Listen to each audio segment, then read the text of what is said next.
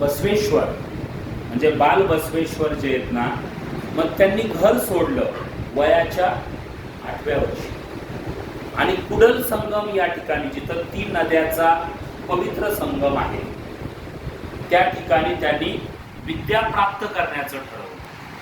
कारण कोणतीही गोष्ट ज्यावेळेस आपण समाजाच्या पुढे मांडतोत ना, तर आपल्यामध्ये विद्वत्ता अजून प्रगल्भ व्हायला पाहिजे. तर त्यासाठी त्यांनी अनेक ग्रंथ वाचन केले, अनेक संस्कृतीचं पठण केलं, अनेक ग्रंथ वाचन केले आणि वाचन करत करत करत जवळपास वयाच्या 12व्या वर्षापर्यंत त्यांनी विद्या संपादन केली आणि त्यांचं नाव लौकिक व्हायला सुरुवात झालं आजूबाजूच्या परिसरामध्ये. आपण म्हणतोत ना, ज्यावेळेस एखादा सुगंध पसरतो, दरवळतो, तर ते अनेक लोक जे असतात ना त्याच्यातून प्रभावित होत असतात. त्यांनी जे नॉलेज घेत होते, त्यांनी जे ज्ञान संपादित करत होते ना, तर आजूबाजूच्या लोकांना त्याचा प्रभाव जाणवत होता. आणि त्यांचे मामा हे बिजल राजा म्हणून जे होते त्यांच्या अधिपत्याखाली होते आणि त्या मामानी ज्यावेळेस याचं नॉलेज बघितलं, बाल बसवेश्वराचं ज्ञान बघितलं, तर त्यावेळेस त्यांनी स्वतःच्या मुलीसोबत त्यांचं लग्न करून आणि मग बसवेश्वर जे ते मंगळवेढा परिसरामध्ये गेले. सोलापूर जिल्ह्यामध्ये जे मंगळवेढा गाव आहे त्या ठिकाणी ते स्थित झाले आणि त्यांचं कार्य चालू झालं. त्यांचं कार्य बिजल राजानं ऐकलं आणि त्यांना त्यांच्या दरबारामध्ये नोकरी दिली की अशा पद्धतीचा जर एखादा व्यक्ती, एखादा मुलगा जर आपल्या दरबारामध्ये येत असेल आणि लोकांसाठी जर त्याचा उपयोग होत असेल तर तो आपण करून घ्यायला पाहिजे. राजे महाराज बघा तुम्ही, ते त्यांच्या दरबारामध्ये असेच तज्ज्ञ ज्ञानी जे वेद ज्ञानी आहेत असे लोक त्यांच्या दरबारामध्ये असतात आणि त्यांना दरबारामध्ये त्यांना नोकरी दिली. आणि महात्मा बसवेश्वरांनी आपल्या ज्ञानाच्या जोरावर साध्या नोकरीपासून, साध्या म्हणजे एक क्लरिकल पोस्ट पासून त्यांनी पंतप्रधान पर्यंत त्या राजाच्या दरबारामधलं पद त्यांनी संपादित केलं. एवढा विश्वास त्यांनी त्या बिजल राजाचा संपादित केला. म्हणजे त्यांनी पंतप्रधान झाले है ना. आजच्या भाषेमध्ये आपण प्राईम मिनिस्टर म्हणतो. राजाच्या नंतरचं महत्वाचं पद त्यांना भेटलं आणि तिथं त्यांचं काम चालू केलं आणि खरं काम याच्यानंतरच त्यांचं चालू झालं. कारण अधिकार आला आणि अधिकार आल्याच्या नंतर जी असमानता त्यांना दिसत होती, हिंदू समाजामध्ये पण जाती जातीमध्ये असमानता, स्त्री पुरुषामध्ये जी असमानता आहे ती त्यांना जी दिसत होती त्याच्या विरुद्ध त्यांनी लढा देण्याचं ठरवलं. त्याच्या विरुद्ध लढा द्यायला त्यांनी सुरुवात केली. म्हणजे 12व्या शतकातले हे विचार आहे.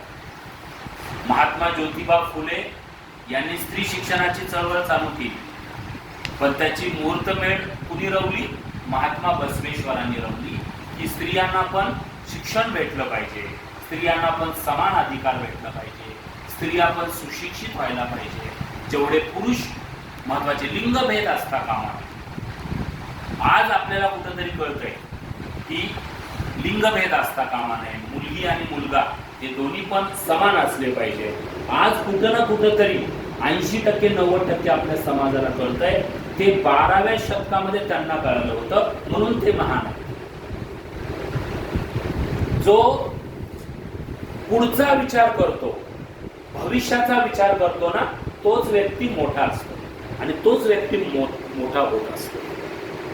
आणि जे जातीपाती मधलं जे हिंदू समाजामध्ये पण उच्च नीच ह्याची असमानता होती त्यांना ती कधीच मान्य नव्हती. त्यांचं मत होतं की सगळे समान आहोत, सगळेच जण आपण जर देवानं आपल्याला बनवलेलं असेल तर आपण असे वेगळे कसे असू शकतो. कोणाला मंदिरामध्ये प्रवेश आहे तर कोणाला मंदिरात प्रवेश नाही, कोणाला एका गोष्टीचा अधिकार आहे दुसऱ्याला त्या गोष्टीचा अधिकार नाही, असं कसं होऊ शकतं. आणि त्यामुळं त्यांनी काय केलं ना की एक नवीन पंथाची स्थापना केली. त्यांचं म्हणणं होतं की देवधर्म करायला पाहिजे, पण त्याच्यासाठी कितीतरी अमाप खर्च जो होत आहे, देव तर प्रत्येकाच्या हृदयामध्ये असतो. कधीतरी लात लागल्याच्या नंतर आपण त्याचं पण पाय पडतो की नाही? आपल्या संस्कृतीमध्ये बघा, एखाद्याला लात लागली की आपण त्याचे पाय पडतो. याचं कारण की त्याच्या शरीरामध्ये पण देव आहे हे आपण मान्य करतो. आपलं शास्त्र सांगतं की प्रत्येकाच्या शरीरामध्ये देव आहे, आत्मा आहे, देव आहे. त्याच्यामुळं फार मंदिरमध्ये जाण्याची आवश्यकता नाही. फार देवधर्म करताना खर्च, आपली परिस्थिती न बघता आपण खर्च करणं काही योग्य नाही. त्यासाठी त्यांनी काय केलं, एक इष्ट लिंग परिधान करायला सांगितलं. शरण आणि शरणी असं नाव त्यांनी दिलं. शरण म्हणजे व्यक्तीला शरण असं नाव दिलं, आणि शरणी ज्या महिला आहेत, ज्या माता भगिनी आहेत, त्यांना शरणी असं नाव दिलं. आणि त्यांनी सांगितलं की हे गळ्यामध्ये आपण परिधान करा. महादेव सगळ्यांना माहिती आहे, सगळ्यात भोळा देव जर आपल्या धर्मामध्ये जर असेल, हिंदू धर्मामध्ये, तर तो कोण आहे? महादेव. त्याला काही सवळं लागत नाही, ववळं लागत नाही. सवळं नेसून पाणी देवाला वाहावं असं काही अट नाहीये. बाकीच्या देवासारखी अत्यंत भोळा साधा देव आहे, प्रसन्न होणार आहे, गरीबाचा देव ज्याला आपण म्हणतो. अशा महादेवाचं पूजन करायला आणि त्यांचं लिंग परिधान करायला त्या ठिकाणी महात्मा बसवेश्वरानं प्रत्येकाला त्या ठिकाणी संधी दिली. मग तो कोणत्याही जाती धर्माचा असेल, हिंदूमध्ये तो कोणत्याही जाती धर्माचा जरी व्यक्ती असेल, तर त्याला त्या ठिकाणी लिंग परिधान करण्याचं अनुमती 12व्या शतकामध्ये त्यांनी दिली. म्हणजे बघा, 12व्या शतकामध्ये जे याचा विरोध करणारे लोक किती असतील. एखादी चांगली गोष्ट जर होत असेल ना, तर विरोध करणारे अनेक लोक असतात. तर विरोध करणारे अशा असंख्य लोकांच्या विरोधाला न जुमानता अशा पद्धतीचं त्यांनी त्या ठिकाणी चळवळ चालू केली. आणि जेव्हा तुम्हाला पूजन करायचंय, मंदिरामध्ये जर तुमचं जाणं झालं नाही, तर ते आपण इष्टलिंग जे आहे ते आपण त्याचंच पूजन करायचं, त्यालाच पाणी व्हायचं, त्यालाच गंध व्हायचा, त्यालाच आपण हळद कुंकू व्हायचं आणि नमस्कार करायचा. एवढं जरी केलं तरी देवाचं आपण त्या ठिकाणी आराधना केल्यासारखं आहे, असं त्या ठिकाणी त्यांनी सांगितलं. म्हणजे कितीतरी गोष्टी कमी केल्या त्या समाजामध्ये, ज्या अनिष्ट रूढी होत्या. म्हणजे हे कुणीही इथं येऊ शकतं, कोणत्या समाजाचा आहे काही नाही, तो लिंग परिधान करू शकतो. आणि म्हणून त्याला लिंगायत असं नाव दिलं. जो लिंग परिधान करतो त्याला आपण काय म्हणतो, लिंगायत असं म्हणतो. आणि अशा पद्धतीच्या एक समाजाची, एक वेगळ्या समाजाची स्थापना हिंदू धर्मामध्येच, पण एक वेगळा समाज स्थापित करण्याचं काम महात्मा बसवेश्वरानं त्या 12व्या शतकामध्ये केलं. आणि एक आंतरजातीय विवाह पण लावण्याचं त्यांनी काम केलं. म्हणजे जाती जातीमध्ये विवाह लावण्याचं काम 12व्या शतकामध्ये किती विरोध झाला असेल ते तुम्ही बघू शकता. महिलावरचं त्यांनी जे अनुभव मंडपची स्थापना केली, हे सगळ्यात उत्कृष्ट काम आहे बरं. महात्मा बसवेश्वरांचं जर उत्कृष्ट, सगळ्यात उत्कृष्ट काम जर कोणतं असेल तर अनुभव मंडपची स्थापना करणे. आज आपली जी संसद चालते सगळ्यांना माहिती आहे, संसदेमध्ये आपण निवडून दिलेले लोकप्रतिनिधी असतात आणि ते कायदे पास करतात. संसदेमध्ये आपल्या देशाच्या हिताचे जे कायदे असतील ते पास करतात. मग त्याच्यामध्ये सगळेच जण आहेत, सगळ्याच समाजाचे लोक आहेत का? असं विशिष्ट समाजाचेच लोक आहेत का? सगळ्याच समाजाचे लोक आहे ना. 12 बलुतेदार, सगळे 18 पगड जाती, हिंदू, मुस्लिम, शीख सगळेच लोक त्या आपल्या आजच्या संसदेमध्ये आहेत. त्याच पद्धतीची संसद म्हणजे आपण अनुभव मंडप 12व्या शतकामध्ये महात्मा बसवेश्वरानं चालू केलं होतं. आणि आपल्या आज संसदेची जी प्रेरणा आहे ना, आपले जे आपले विश्वगुरु ज्यांना आपण डॉक्टर बाबासाहेब आंबेडकर, ज्यांनी घटनेची स्थापना केली है ना, तर त्यांनी पण महात्मा बसवेश्वरांचे विचार है ना, त्यांनी जे अनुभव मंडप आहे त्याचा पण त्यांनी अभ्यास त्या ठिकाणी केला. आणि तो अभ्यास केल्याच्या नंतर कशी संसद चालायला पाहिजे, कशा पद्धतीचे कायदे असायला पाहिजे, याच्याबद्दलचं पण त्यांनी ज्ञान त्या 12व्या शतकामधल्या महात्मा बसवेश्वरांच्या अनुभव मंडपमधून घेतलं. त्या काळामध्ये महात्मा बसवेश्वरांनी काय केलं ना, की कोणत्याही जातीपातीचा जातीभेदच नष्ट केला.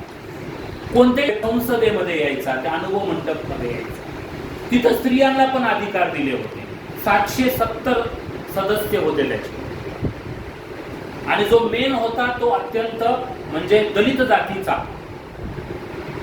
व्यक्ती 12व्या शतकामध्ये त्यांनी जो चालवणारा आहे, संसद चालवणारा ज्याला म्हणतो आपण आजच्या काळामध्ये, तो व्यक्ती दलित व्यक्तीची त्या ठिकाणी त्यांनी नियुक्ती केली. आणि 770 मध्ये 70 महिला पण होत्या. 12व्या शतकामध्ये महिलांना स्थान दिलं होतं त्यांनी. त्याच्यामुळेच त्यांचे जे विचार आहेत ना, ते आजपर्यंत पण लागू होतात, आजच्या पिढीला लागू होतात. म्हणजे त्या अनुभव मंडपामध्ये मग काय व्हायचं ना, वेगवेगळे मग त्या काळातले जे काही मुद्दे आहेत त्या मुद्द्यावरून वचनं तयार व्हायची. जे लिंगायत समाजामध्ये वचन जे महत्वाचे आहेत ना महात्मा बसवेश्वरांचे, ते त्या संसदेमध्ये तयार व्हायचे. जसं आज आपण म्हणतो संसदेमध्ये हा कायदा पास झाला, तसं तिथं वचन पास व्हायचे सगळ्यांच्या अनुमतीनं. वचन म्हणजे कायदा म्हणून आपण त्याला, तो पास व्हायचा आणि त्याच्यामध्ये सगळ्या समाजाचे लोक हे मतदान करायचे.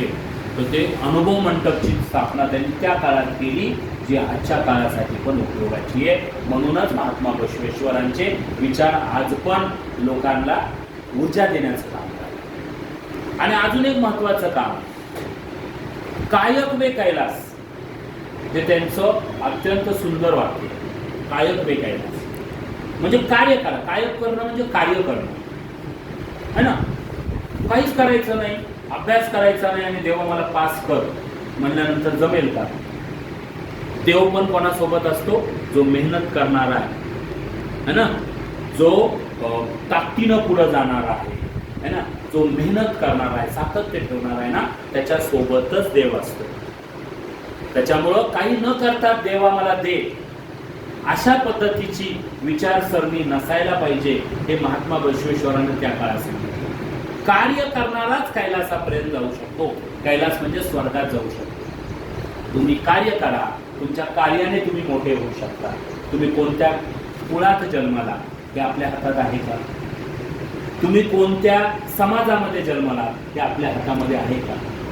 पण ज्या समाजामध्ये तुम्ही जन्मता त्या समाजाची सेवा करा, देशाची सेवा करा, तरच तुम्ही त्या ठिकाणी तुमचं नाव होऊ शकतं. आणि कोणत्याही समाजात जरी तुम्ही जन्मला तरी त्या समाजाच्या त्या परिस्थितीवर मात करून जे चांगलं आहे त्याला चांगलं म्हणणं आणि जे वाईट आहे त्याला वाईट म्हणणं, अशा पद्धतीचं जर आपण ध्येय धोरण ठेवलं आणि आपण ज्या परिस्थितीमध्ये आहोत, विकट परिस्थितीमध्ये आपण असू, बिकट परिस्थितीमध्ये आपण असू, मान्य आहे मला, काही सगळेजण काही अंबानीच्या पोटाने जन्मत नाही आणि पैसा हाच काही सर्वस्व नसतो. मग जर महात्मा बसवेश्वरांचा विचार केला तर त्यांच्याकडे पैसा होता का? तरी आजही त्यांचे विचार आहेत. विचार महत्वाचे असतात, तुमचं कार्य महत्वाचं असतं आणि जो कार्य चांगलं करेल तो स्वर्गापर्यंत जाऊ शकतो. हे महात्मा बसवेश्वरांचे विचार आहेत आणि हे 12व्या शतकातले विचार आहेत. हे खरोखरच ना प्रत्येकाला कुठं ना कुठंतरी प्रेरणा देणार आहे. आता तुम्ही इथं सगळेजण बसला, वेगवेगळ्या, आपण आपल्या शाळेमध्ये जातपात धर्म काही मानतो का? तुम्ही लहानपणापासून नर्सरीपासून 15 वर्ष झाली आपल्या शाळेमध्ये, आपण काहीच मानत नाही.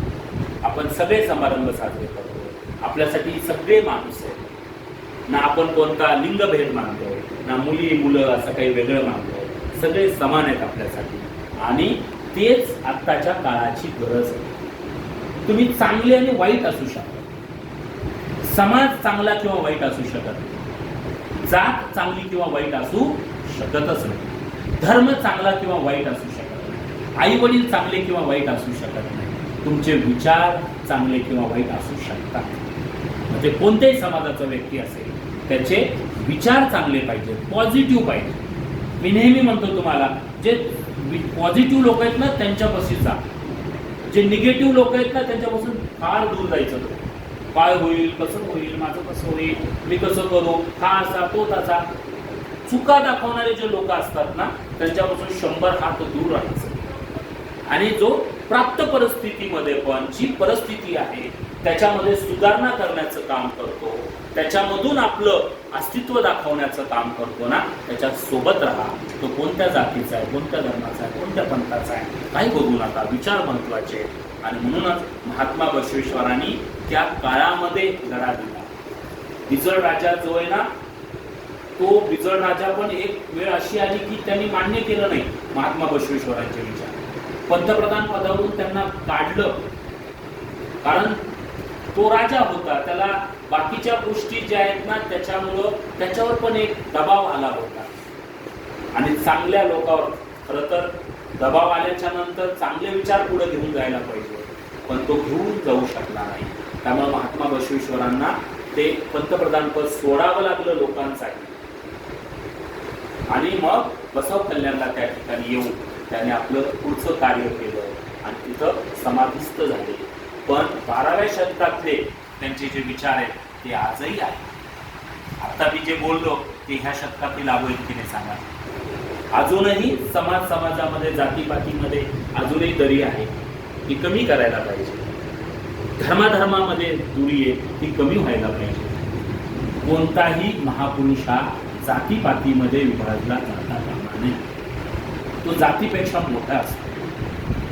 कोणताही महापुरुष असू द्या, त्यांनी जे विचार केले, त्यांनी त्या काळामध्ये जी परिस्थिती होती त्याच्यावर त्यांनी जी मात केली ना, त्याच्यातून चांगलं शिकायला पाहिजे, चांगले गुण घ्यायला पाहिजे, चांगले गुण आचरणात आणायला पाहिजे आणि मोठं व्हायला पाहिजे. एवढंच मी शिक्षक म्हणून तुम्हाला या ठिकाणी सांगू इच्छितो.